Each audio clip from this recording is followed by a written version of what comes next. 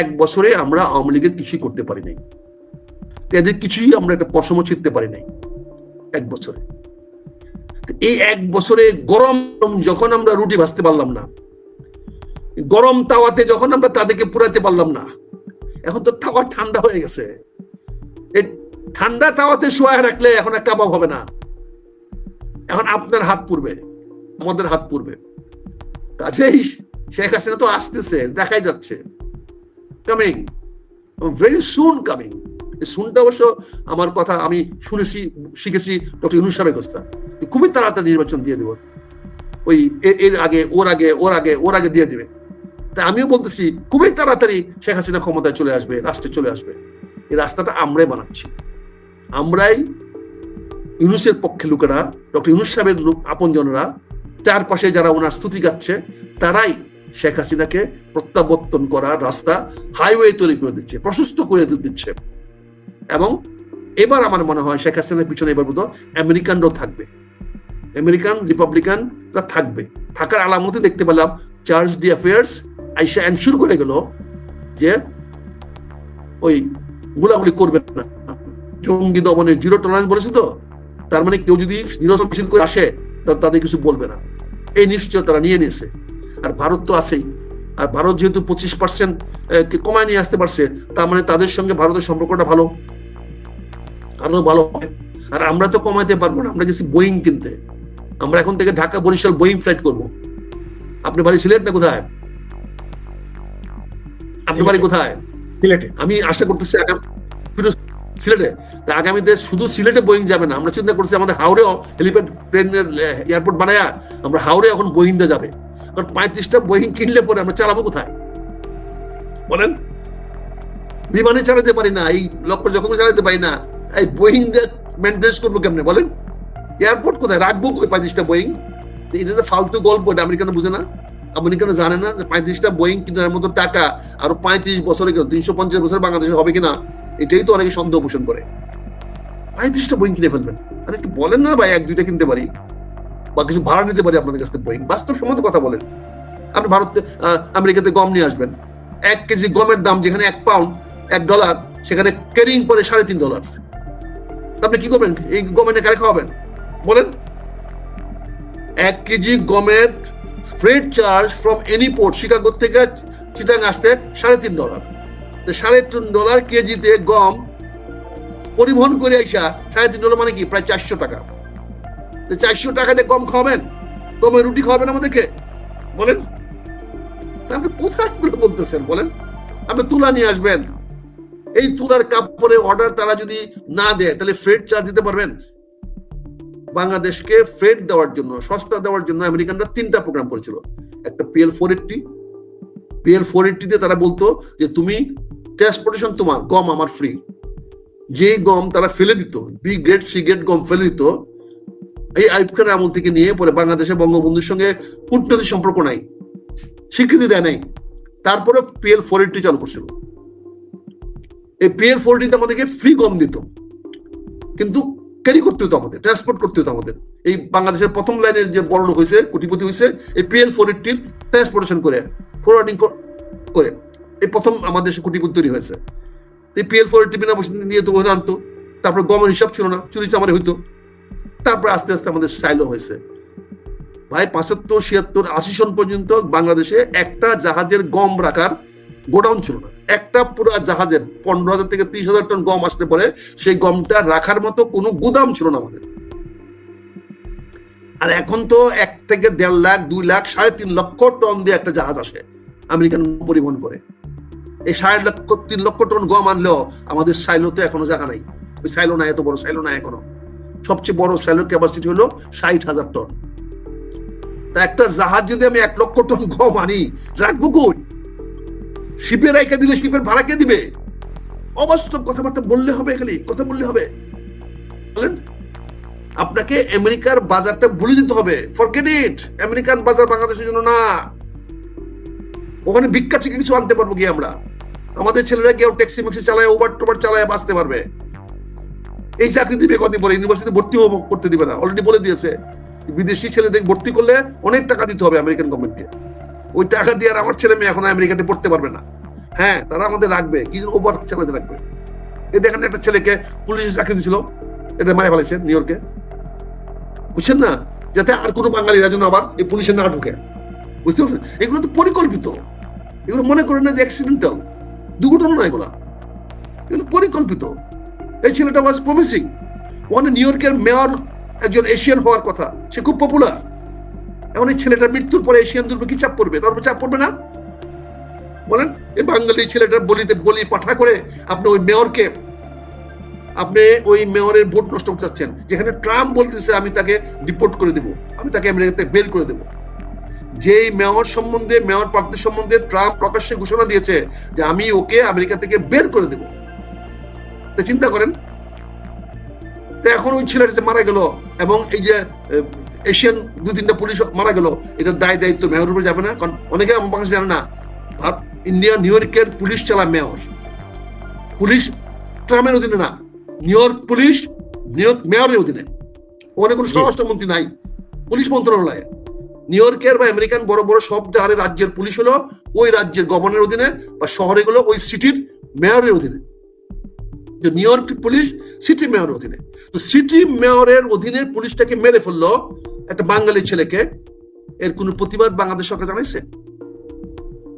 এর কোন প্রতিবাদ বলছে যে আমার ছেলেটাকে হোক সে আমেরিকান সিটিজেন, তার ডলারটা তো মজা লাগে, তার ডলারটা পাঠাইলে আপনি খুব পুলকিত হন ভাই রূপক বাবু, ডলারটা পাঠাইলে আপনি খুব ভালো মানুষ। তা আপনাকে যুক্তরাজ্যে মেরে ফেললে তখন তাকে জিজ্ঞাসা করবো না কেন মেরে ফেললা? হ্যাঁ, আজকে আমেরিকান সিটিজেনকে বাংলাদেশে মারেন তো, দেখেন তো ক্লিক হয়ে মরক, তারপরে কি অবস্থা হয় আপনার, জিরো টলারেন্স কোথায় যায়? এইগুলো বললে আমি ভালো না, এগুলো কেন আমি বলি, কিন্তু অন্যায়টা কি বললাম বলেন আমাকে? এই ছেলেটা তো আমার রত্ন, এই ছেলেটা নিউ ইয়র্ক পুলিশে একটা চাকরি পেয়েছে, ভালো চাকরি পেয়েছে, পুলিশ অফিসার এবং প্রাইড অফিসার, তাকে মেরে ফেললেন, আমরা কিছু বললাম না। ওয়াই? সবকিছু মিলে আমেরিকাতে একটা আমার বাঙালি ছেলে পুলিশ জারি করতে পারবেন, তাকে মেরে ফেলবেন, সে বিচার চাইতে পারবো না, হোক সে আমেরিকান সিটিজেন। কিন্তু আজকে আলী রিয়াজকে আপনি কিছু করতে পারবেন বাংলাদেশে? আলী রিয়াজকে কিছু করে দেখেন আমেরিকান গভর্নমেন্ট কিভাবে তার পক্ষে চলে আসে। কিন্তু আলী রিয়াজ আমার 12টা বাজাইতেছে, আমার দেশে সর্বনাশ করতেছে, 6 মাস ধরে আমাদেরকে নাকে রশি দিয়ে ঘুরাইতেছে রাজনীতিবিদদেরকে। তো ভাগ্যিস ভালো, তৃতীয় শ্রেণীর রাজনীতিবিদদের নিয়ে ঘুরাচ্ছে সে। বঙ্গবন্ধুর আত্মস্বীকৃত খুনিরা বঙ্গবন্ধু হত্যার পরে যারা ক্ষমতা এসেছিলেন তাদের প্রায় সকলেরই পৃষ্ঠপোষকতা পেয়েছে, পুনর্বাসনের সুযোগ পেয়েছে। 1975 সালের 15 আগস্ট বঙ্গবন্ধুকে সপরিবারে নির্মমভাবে হত্যা করার পরে সেই খুনিদের কিভাবে প্রশ্রয় দেওয়া হয়েছিল, এমনকি বঙ্গবন্ধুর খুনের পরে কিছু সেনা কর্মকর্তা যখন জিয়াউর রহমানের কাছে যান, অতি প্রত্যুষে তারা যখন জানান যে president is dead, Ziaur Rahman বলেছিলেন so what, vice president will take over. Vice president তো নয়, স্পিকার নয়, বরং বঙ্গবন্ধুর খুনের বিশ্বাসঘাতক খন্দকার মোস্তাককে রাষ্ট্রীয় আসনে বসাবার পরে জেনারেল জিয়াউর রহমান সহ সেনাবাহিনীর কর্মকর্তারা তাকে অভিনন্দন জানিয়েছিলেন। স্বল্প সময়ের ভিতরে পরিস্থিতি পাল্টে গেল, একজন বিচারপতিকে বসানো হলো, কদিনের মাথায় তাকে সরিয়ে দিয়ে জিয়াউর রহমান নিজেই প্রধান সামরিক আইন প্রশাসক এবং রাষ্ট্রপতি ঘোষণা করলেন নিজেকে। এবং বঙ্গবন্ধুর আত্মস্বীকৃত খুনিরা গ্রানাডা টেলিভিশন, চ্যানেল 4, ITV এবং চ্যানেল আই এর জিল্লুর রহমানের সঙ্গে দেওয়া সাক্ষাৎকারে তারা পরিষ্কারভাবে বলেছেন যে কিভাবে জিয়াউর রহমান তাদের সহায়তা করেছিল এবং জিয়াউর রহমানকেই তারা উপযুক্ত অভিভাবক মনে করে তাকেই ট্রাস্ট করেছিলেন। এবং এর পূর্বে কিভাবে জিয়াউর রহমানের সঙ্গে বিভিন্ন সময় তারা আলোচনা করেছেন, বৈঠক হয়েছে, সমস্ত তথ্যপত্র তারা উপস্থাপন করেছেন। কতবার তারা স্থানীয় মার্কিন হাইকমিশনে গিয়েছেন, বিভিন্ন রকম তথ্য এসেছে। এবং জিয়াউর রহমানের জীবদ্দশায় কিভাবে তাদেরকে বিশ্বের বিভিন্ন দেশে অর্থাৎ 12টি হাইকমিশনে তাদেরকে প্রতিষ্ঠিত করা হয়েছিল বিভিন্ন পদে। আত্মস্বীকৃত খুনিদেরকে দেশ থেকে বেরিয়ে যাওয়ার সময় তাদের পরিবারকে নিয়ে যাওয়া, তারা ব্যাংককে গিয়ে থাকা, পাকিস্তানে যাওয়া, তাদের আর্থিক সহায়তা, সমস্ত ব্যবস্থা তিনি করেছিলেন। এবং বঙ্গবন্ধুর হত্যাকাণ্ডের সঙ্গে তার সম্পৃক্ততার যে তথ্যপত্র লিপসুল সহ বিভিন্ন লেখকের লেখায় এবং কোর্টে যে সকল সাক্ষী এসেছে তার ভিতর থেকে যেটা এসেছে, এমনকি কর্নেল রশিদের স্ত্রী জোবায়দা রশিদের যে স্টেটমেন্ট কোর্টে, সেই স্টেটমেন্টের ভিতরে সেটা পরিষ্কার হয়েছিল।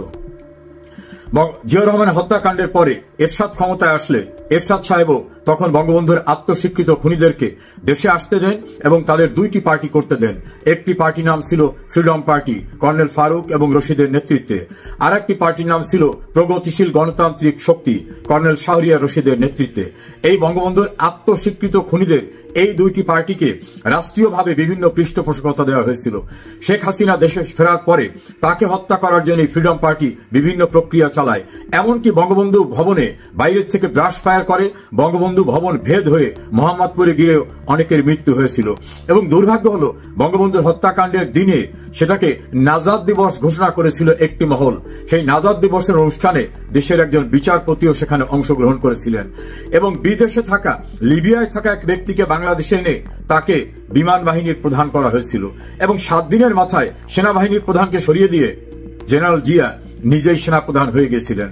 এরশাদ সাহেব বঙ্গবন্ধুর খুনিদেরকে বিভিন্ন প্রতিষ্ঠিত শুধু করেন নাই, বঙ্গবন্ধুর খুনিদেরকে তার দলে আশ্রয় দিয়েছিলেন। শাহ মোয়াজ্জেম হোসেন সহ অনেকেই যারা বঙ্গবন্ধু এবং জেল হত্যার সঙ্গে জড়িত তাদেরকে দলে আনা, তাদেরকে মন্ত্রিত্ব দেওয়া, বিভিন্নভাবে পুনর্বাসন করেছিলেন। পরবর্তীতে বেগম খালেদা জিয়া রাষ্ট্র ক্ষমতা আসার পরেও বঙ্গবন্ধুর খুনিরা পুনর্বাসিত হয়।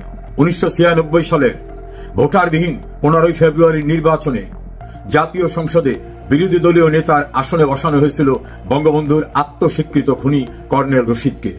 এবং একজন খুনি পররাষ্ট্র মন্ত্রণালয়ে তার চাকরি ন্যস্ত হয়েছিল, তিনি মারা যান। তারপরেও তাকে বেগম খালেদা জিয়ার আমলে প্রমোশন এবং আর্থিক সকল সুযোগ সুবিধা দেওয়া হয়। এভাবে জিয়াউর রহমান, জেনারেল এরশাদ এবং খালেদা জিয়ার সময়ে বঙ্গবন্ধুর খুনিরা রাজনৈতিকভাবে, অর্থনৈতিকভাবে, প্রশাসনে প্রতিষ্ঠা লাভ করে এবং চূড়ান্ত কফিনে পেরেক মেরে দেওয়া হয়। খুনি মোস্তাক 1975 সালের 26 সেপ্টেম্বর ইন্ডেমনিটি অর্ডিন্যান্স জারি করেছিলেন খুনিদের এবং অপকর্ম করা, অবৈধ ক্ষমতা দখল করার ঘটনাকে বৈধতা দেওয়ার জন্য। সেটা আইন ছিল না। জিয়াউর রহমান যখন তার সাজানো পার্লামেন্ট তৈরি করলেন 1979 সালের 6 এপ্রিল পার্লামেন্টে বিল উত্থাপন করা হয়। সেই বিলের বিরোধিতা করেছিলেন মিজানুর রহমান চৌধুরী, সুধাংশেখর হালদার এবং সুরঞ্জিত সেনগুপ্ত, আসাদুজ্জামান। সেদিন সংখ্যাগরিষ্ঠতার বড়াই দেখিয়ে বঙ্গবন্ধুর খুনিদের রক্ষা করার জন্য এবং অবৈধভাবে ক্ষমতা দখল করে সেই ক্ষমতাকে চিরস্থায়ী করার জন্য এবং বৈধতা দেওয়ার জন্য জিয়াউর রহমান সংবিধান সংশোধন করেন, যেটাকে পপুলারলি বলা হয় সংবিধানের 5ম সংশোধনী। তার ভিতর থেকে 1975 সালের 16 আগস্ট থেকে শুরু করে 1989 সালের 5 এপ্রিল পর্যন্ত সংগঠিত সকল ঘটনার দায় মুক্তি দেওয়া হয় এবং বলা হয় যে এই সময় ঘটনা যা ঘটানো হয়েছে তার কোনো আইনগত বিষয় চ্যালেঞ্জ করা যাবে না, তাদেরকে কোশ্চেন করা যাবে না, তাদের দায়বদ্ধ করা যাবে না। অর্থাৎ জিয়াউর রহমান যে অবৈধভাবে ক্ষমতা দখল করলেন, খুনিরা যে খুন করলো, তাদেরকে মাফ করে দেওয়া হলো, কোনো প্রশ্ন করা যাবে না। এভাবে ইন্ডেমনিটি অর্ডিন্যান্সকে আইনে পরিণত করা হয়। কিন্তু যখন ইন্ডেমনিটি অর্ডিন্যান্স বৈধকে অবৈধ এই বিষয়টা দেশের সর্বোচ্চ আদালতে যায়, হাইকোর্ট ডিভিশন এবং অ্যাপিলেট ডিভিশন, সেখানে অ্যাপিলেট ডিভিশন চূড়ান্তভাবে মন্তব্য করেন যিনি ইউজার বার, অর্থাৎ যার কোনো অধিকার ছিল না ওই শক্তি, ওই ক্ষমতা, ওই দায়িত্ব গ্রহণ করার, তিনি যাই করুন না কেন, তারপরে যত বৈধতা দেওয়ার চেষ্টা করুন না কেন, এটা অবৈধ। এজন্য রায় বলা হয়েছিল এটা রাষ্ট্রদ্রোহিতা, হাইলি রাষ্ট্রদ্রোহিতা, সংবিধান লঙ্ঘন, দেশের বিরুদ্ধে কাজ করা এবং ফৌজদারি অপরাধ। এবং তাদের এই অপরাধমূলক কর্মকাণ্ডকে যাতে আইনের মাধ্যমে বিচারের মুখোমুখি করা যায় সেজন্য পেনাল প্রভিশন অর্থাৎ দণ্ডের আইন প্রণয়ন করার জন্য ইনস্ট্রাকশন দেওয়া হয়েছিল।